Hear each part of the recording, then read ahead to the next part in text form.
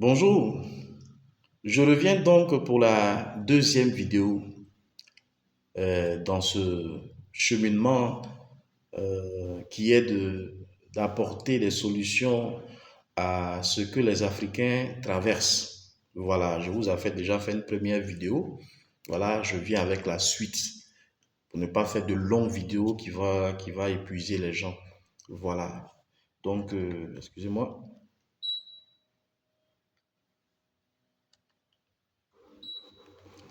Donc, pour ne pas faire de longues vidéos, je veux les établir en séquence. Donc, nous allons continuer notre marche. La situation que les Africains traversent. Comme je le disais, c'est parce que on ne sait pas sonder, on ne sait pas analyser, on ne sait pas fouiller, on ne sait pas chercher. Oui, mes frères, même si on avait la possibilité, on ne pouvait pas. Parce que aujourd'hui, regardez les Occidentaux. Facilement, ils s'amusent à faire des recherches. Ils s'amusent à faire des recherches parce que les recherches, ce n'est pas seulement 2 jours, 3 jours. Les recherches prennent pratiquement toute une vie. Tu vois? Donc, et puis ça nécessite ton implication totale même. Donc, ce n'est pas facile. Mais eux, ils arrivent à faire des recherches. C'est pour ça qu'ils trouvent. Parce que celui qui cherche trouve. Voilà. Mais nous, Africains, c'est difficile parce que les conditions ne peuvent pas nous emmener à chercher quoi que ce soit et à trouver quoi que ce soit. Parce qu'on a faim. On n'est pas libre. Tes parents comptent sur toi. Et puis toi, tu dis que tu allais faire recherche. Mais ils seront les premiers à te maudire. Nous, on mange quoi? Vous voyez? Regardez ce qui se passe aujourd'hui au niveau de la traversée, au niveau du Sénégal. Les jeunes qui vont en Europe. Et c'est parce qu'ils ne sont pas à l'aise en Afrique. Les conditions ne leur permettent même pas de vivre, à plus forte raison de chercher. Ils préfèrent aller mourir. C'est la souffrance. Quand tu es africain, que tu vois ça, et que ça ne t'interpelle pas, c'est que toi, tu es envoûté. Tu es envoûté. Tu vois, et ce n'est pas logique. Nous devons tous chercher la solution à ce problème-là. Parce que ce n'est pas logique. Vous voyez, nous les Africains, nous sommes en réalité un. C'est bien qu'il y ait des Sénégalais, bien qu'il y ait des Ivoiriens, bien qu'il y ait des Camerounais, bien qu'il y ait des Gabonais, bien qu'il y ait d'autres peuples, nous sommes issus du même cercle. C'est-à-dire qu'on a le même lien. Nous sommes des frères et nous sommes des sœurs. Vous voyez? Et on souffre parce que physiquement, nous sommes divisés. On ne peut pas être ensemble comme on l'est spirituellement, comme on l'est en esprit. C'est-à-dire comme notre ADN spirituel se présente là. Physiquement, ce n'est pas comme ça. Donc, il y a un dysfonctionnement. C'est pour ça qu'on souffre. Vous voyez? C'est pour ça qu'on souffre. Pour dire que chacun cherche des solutions à ses problèmes et aux problèmes de sa famille. C'est beau, mais ce n'est pas fructueux. Ça ne peut pas se présenter, ça ne peut pas être fructueux. Voilà, ça ne peut pas se présenter comme une solution. Vous voyez, parce que ce qui nous accable, ce n'est pas au niveau de chaque maison, au niveau de chaque personne. C'est un problème qui est unique en son genre parce que cela s'établit sur tout l'ensemble des Africains. Vous voyez? Notre souffrance vient de ce que c'est tous les Africains à l'unisson, c'est-à-dire de façon, comment je peux dire ça? Tous les Africains qui ont un même problème, voilà. Tous les Africains ont le même problème. Donc, si toi, Africain du Tchad, tu as une situation que tu traverses, que tu veux t'en sortir, la solution là, ce n'est pas au niveau de ta personnalité, de ta personne, de ta ville, de ton pays, mais c'est au niveau de tout le continent. Vous dites, il y a quelque chose qui est sur le continent. Il y a quelque chose qui est sur les Africains. Et tant que cette chose n'est pas levée, tant que cette chose n'est pas réglée, on va toujours connaître la souffrance et l'esclavage. Vous voyez, on va toujours connaître la souffrance et l'esclavage. Vous voyez ça? Donc, les petits problèmes que nous essayons que nous avons, que nous essayons de solutionner là, qu'est-ce qui se passe? C'est comme on règle ici, on arrive à solutionner un problème à gauche, et demain tu te réveilles, il y a un autre problème à droite. Le problème là tourne autour de toi. Ce qui fait qu'on dit tu ne peux pas être dans la paix, tu n'as pas de paix. Nous avons une vie, nous les Africains, sans paix. Vous voyez? Sans paix. Aujourd'hui, nous devons chercher à comprendre. Parce que la loi dit que chez nous en Afrique, il y a un proverbe, Bambara, je crois, qui dit, quelle que soit l'ouverture de la marmite selon sa grosseur, il y a son couvercle. On peut trouver sa fermeture. Vous voyez ça? Quelle que soit l'ouverture de la marmite selon sa forme, on peut trouver ça. Ça veut dire que chaque marmite là, il y a sa couverture. On peut trouver la couverture de chaque marmite. Donc pour dire que la marmite ici, c'est les problèmes. Et le couvercle ici, c'est la solution. Mes frères, il n'y a point de problème qui ne soit solutionné. Mais seulement il y a des problèmes qui nécessitent du temps, de la réflexion, de l'expérimentation. C'est ce que les Occidentaux font. Voilà pourquoi ils développent des choses. Et puis nous, comme on n'a pas le temps, la condition de vie ne nous permet même pas de chercher ce qu'ils font là. C'est ce qu'on a besoin pour nos vies. Donc, qu'est-ce qui se passe? On va chercher ça chez eux. Mais pour que nous puissions encore plus être esclaves de d'eux, ils vont nous donner, ils vont dire, bon, ce que nous on conçoit là, c'est pas facile, hein, c'est pas un cadeau. Hein. Ayez quelque chose qui va vous permettre d'avoir ça. L'argent. Vous voyez? L'argent. Voilà une forme d'esclavage. Voilà même l'esclavage même des Africains. Tout le monde, on se bat, on se tue pour avoir de l'argent parce qu'on veut s'offrir un bien-être. Un bien-être que l'Occident a pris son temps pour fabriquer parce que eux, chez eux, là, ils ont le temps. Ils ont établi leur système de telle sorte que beaucoup d'entre eux puissent avoir du temps. Quand on regarde la télévision, quand on regarde chez eux ce qui se passe, on voit des gens qui est patron de société, tu es banquier, et puis tu laisses banquier là, et puis tu dis tu veux venir faire pâtisserie, tu vas venir faire pain. Chez nous aussi tu as fait ça, mais ils vont te tuer en sorcellerie. Tu es directeur général de société. Tu dis non, ma passion c'est de vendre du pain. Je vais quitter là pour aller faire boulangerie. Ah bon, mais eux ils peuvent faire ça. Eux ils peuvent faire ça. Parce que le système est fait de telle sorte qu'ils peuvent manger.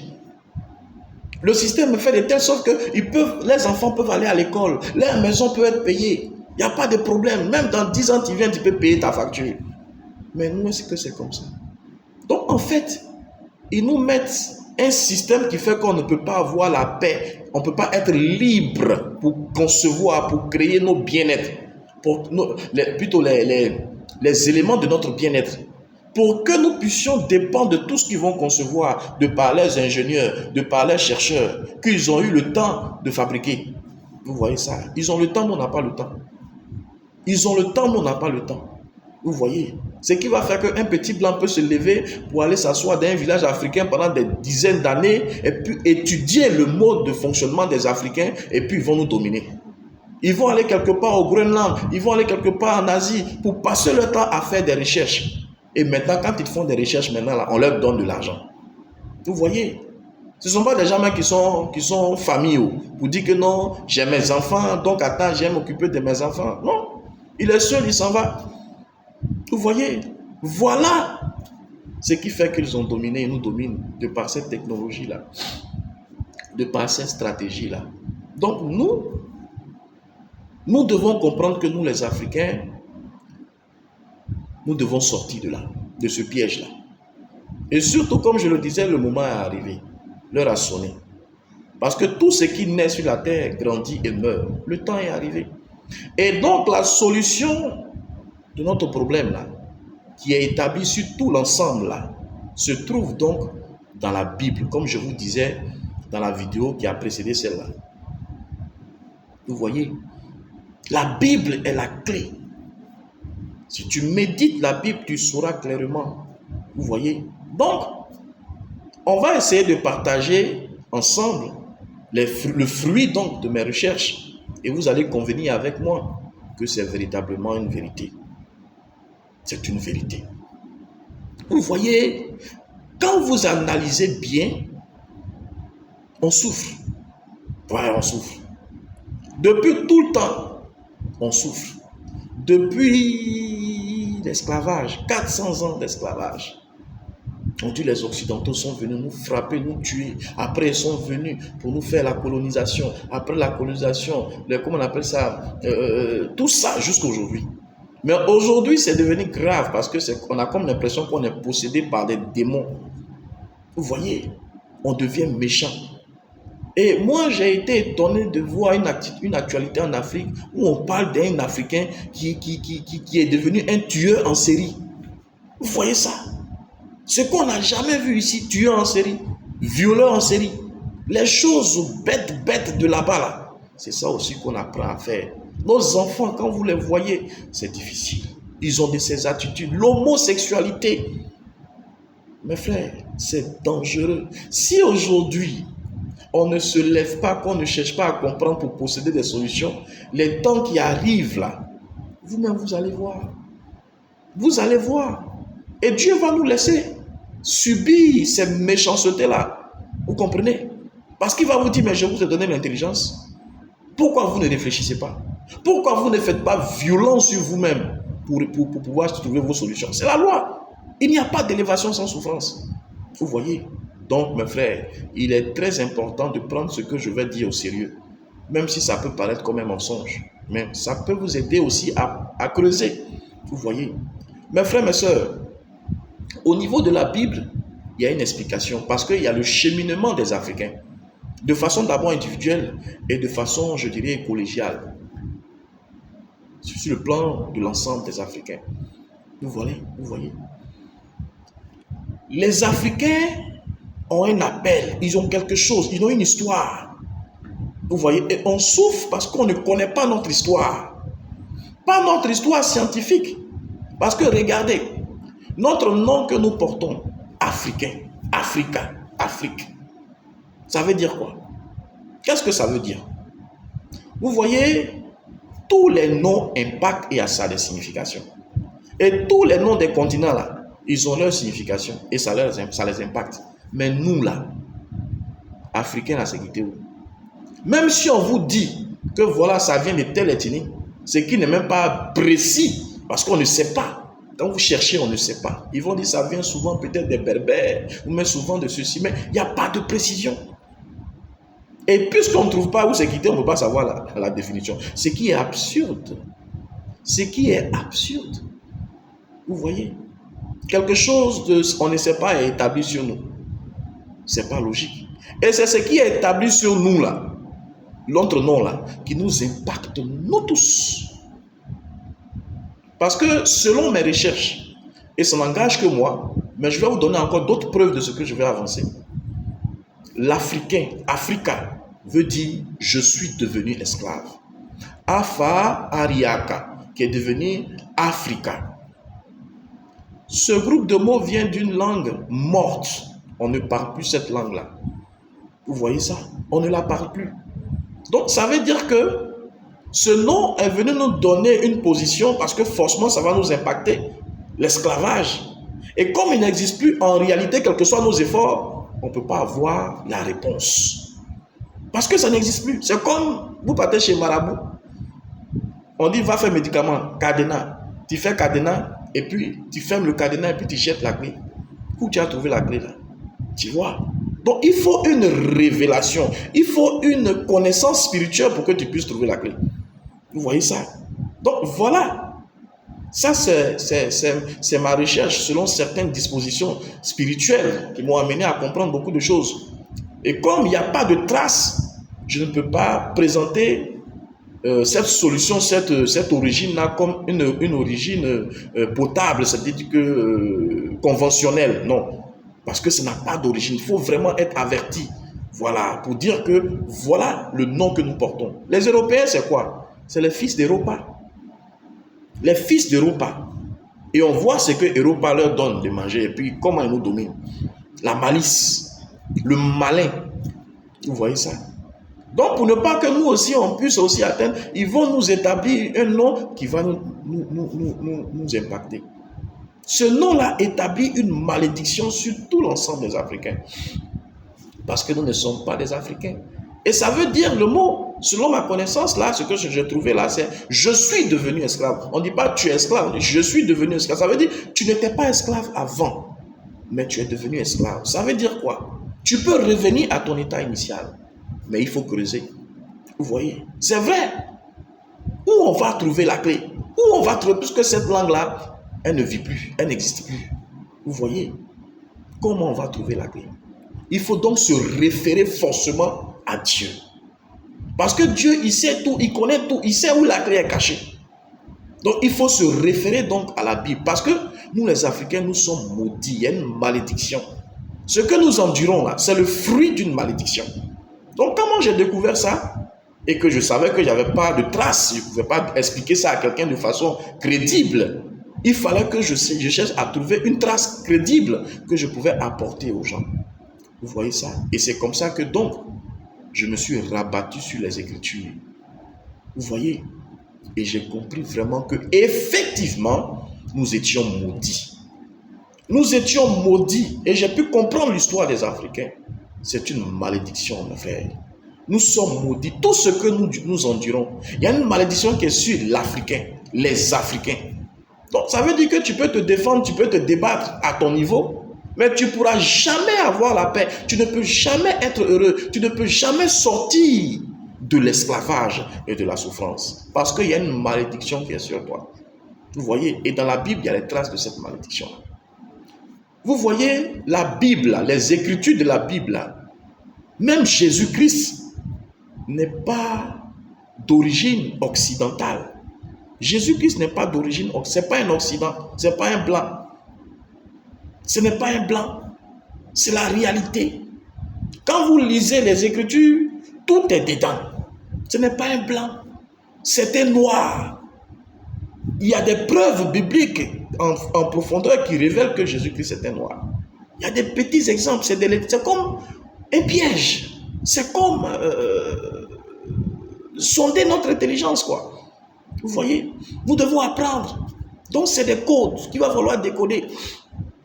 Pour dire que les Écritures, ça s'adresse aux Africains, ça ne s'adresse pas aux Occidentaux. Ils ont simplement pris nos Écritures, ils l'ont modifié et puis ils nous ont envoyé ça. Sinon, ça nous est adressé. Quand vous lisez les Écritures du début jusqu'à la fin, c'est notre histoire, nous les Africains. Vous comprenez? Parce que depuis la couleur de notre peau, jusqu'à la texture de nos cheveux, jusqu'à nos langues, notre situation, tout ça c'est biblique. Vous voyez? Et dans la Bible, il est dit que il est arrivé un certain temps où les hommes ont commencé à être orgueilleux. Et ils se sont construits une maison pour atteindre Dieu. Une tour pour atteindre Dieu. Et Dieu, ayant vu ça, les a maudits, les a frappés d'une malédiction. Excusez-moi. Il les a frappés d'une malédiction. Vous voyez? Il leur a donné de ne plus se comprendre. Donc, il a donné à chacun une ethnie. Il ne pouvait plus se comprendre, il ne pouvait plus s'entendre. Donc, chaque groupe est parti selon son ethnie. Écoutez-moi bien. Voilà la malédiction. La division. La division. Notre malédiction, c'est la division. Vous voyez? Donc, personne sur la terre, que ce soit les Africains ou toute autre personne sur la terre, ne peut résoudre le problème des Africains. Voilà pourquoi tous les grands hommes qui se sont levés contre la méchanceté de l'Occident vis-à-vis des Africains, là, qui ont posé des actes là, n'ont pas pu atteindre leur but. On les a tous frappés, on les a tous déportés, on les a tous tués, on les a tous emprisonnés, parce que c'est pas à l'Occident. Tu ne peux pas combattre l'Occident parce que ce n'est pas l'Occident qui établit notre souffrance. Ils ont reçu un mandat. L'Occident a reçu un pouvoir de dominer l'Africain parce que l'Africain est maudit. Le diable a reçu un pouvoir de faire souffrir l'Africain parce que l'Africain est maudit. La malédiction, le problème vient d'abord d'avec Dieu. Vous comprenez? Le problème vient d'avec Dieu. C'est Dieu qui l'a établi, c'est Dieu qui a permis. Voilà pourquoi il a dit, bon d'accord, toi, il faut le frapper. C'est comme si Dieu, on a péché, et la Bible dit que nous avons péché, mais on ne sait pas c'est quoi on appelle ça le péché originel. Et c'est parce qu'on a péché là qu'on est là. Donc c'est parce qu'on a fait du mal à notre papa, on a péché, qu'on est comme venu en prison. Et dans la prison là, il y a le maître de la prison. Donc le maître de la prison, il a le droit de nous faire mal afin que nous puissions nous repentir, afin que nous puissions nous changer de voie. C'est pour ça qu'on appelle la prison en réalité la maison de correction. La maison de correction, c'est pour nous corriger. Donc l'Occident, le méchant, le mauvais, le diable a un mandat pour nous corriger à cause de la malédiction qui est établie sur nous parce qu'on a péché quelque part. Vous voyez ça? Voilà la réalité. Voilà la réalité. Et ce fruit-là doit aboutir à notre séparation. Tant qu'on est séparé, on ne peut jamais s'entendre. On ne peut jamais être un et on ne peut pas aller. Parce qu'une fois qu'on s'entend, nous les Africains, je vous disais que quel que soit le fait qu'il y ait des Tchadiens, qu'il y ait des Congolais, des Ivoiriens, des Maliens, nous sommes tous unis, uniques. Nous avons un lien qui nous lie, nous tous. Et on souffre parce que ce lien spirituel-là ne peut pas s'établir à nous physiquement. Donc, c'est comme dire qu'on ne peut rien dans la division. On ne peut rien dans la division. Mais on peut tout si on est unis. Et quand on va être unis, tous les problèmes qui nous assaillent, même la stérilité, même comment on appelle ça, le célibat, même la maladie incurable, tout ça, ça va disparaître parce que tous ces phénomènes-là est issu. Tous ces phénomènes est issu, c'est ça, hein? Tout ce phénomène, voilà ce que je veux dire, tout ce phénomène est issu de cette malédiction-là. De ceux à qui on a donné le pouvoir de nous faire souffrir, l'Occident. C'est un système qui fait qu'on souffre. Regardez, dans une cour, chacun mange. Mais si moi je veux que cette cour-là souffre, qu'est-ce que je fais? J'enlève la nourriture et puis je place une petite nourriture au milieu. Quand ils vont avoir faim, qu'est-ce qui va se passer? Ils vont se battre. Donc notre souffrance est planifiée. Mais Dieu a donné le pouvoir à quelqu'un de planifier notre souffrance parce qu'on a péché, on est maudit. Vous voyez ça? Donc il ne s'agit pas de tourner de façon personnelle. Regardez de façon personnelle à tes problèmes. Mais il faut penser à ce que nous sommes maudits. Mes frères, aujourd'hui nous allons nous arrêter là pour dire que voilà la malédiction. Notre problème vient de ce que nous sommes maudits. Vous comprenez? Alors je vais revenir dans une autre vidéo pour que nous puissions encore comprendre beaucoup de choses. Merci et à très bientôt.